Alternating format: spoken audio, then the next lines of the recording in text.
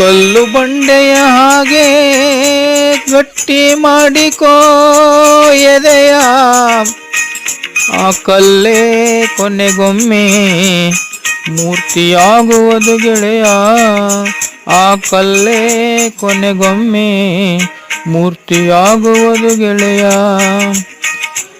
ಕಲ್ಲು ಬಂಡೆಯ ಹಾಗೆ ಗಟ್ಟಿ ಮಾಡಿಕೋ ಎದೆಯ,